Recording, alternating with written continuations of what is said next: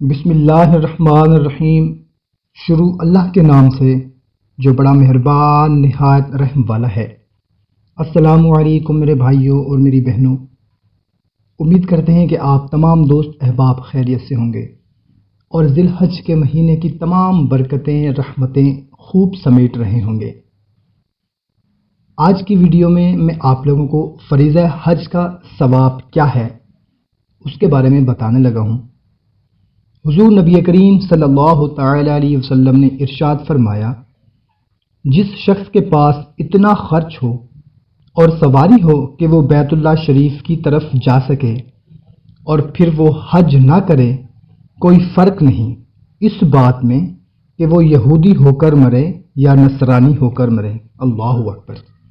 حضور نبی کریم صلی اللہ تعالی علیہ وسلم نے ارشاد فرمایا، جس نے اللہ تعالیٰ کی رضا کی خاطر حج کیا، اس طرح کہ اس کے اندر فحش گوئی نہ کی اور نہ ہی حکم عدولی کی ہو، وہ حج سے ایسے لوٹتا ہے جیسے اس دن تھا جس دن اس کی ماں نے اس کو جنا۔ سبحان اللہ۔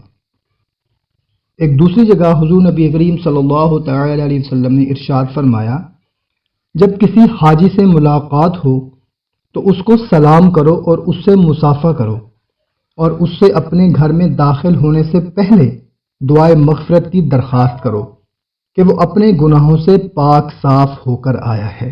سبحان اللہ۔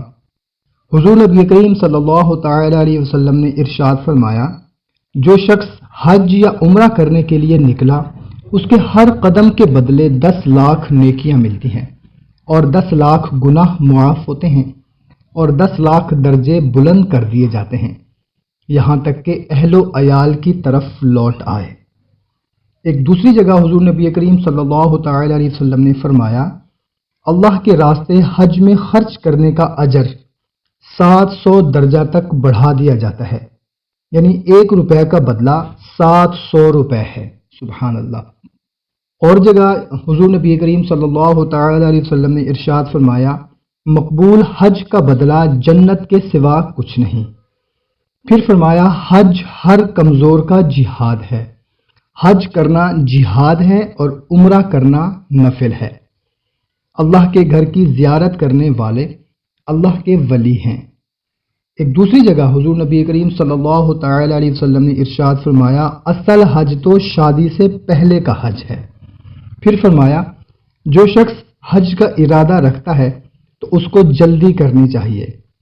ایک دوسری جگہ حضور نبی کریم صلی اللہ تعالی علیہ وسلم نے ارشاد فرمایا، اللہ تعالیٰ ہر دن 100 رحمتیں اتارتے ہیں، ان میں سے 70 رحمتیں طواف کرنے والوں پر اور 20 اہل مکہ پر اور 20 بقیہ تمام لوگوں پر۔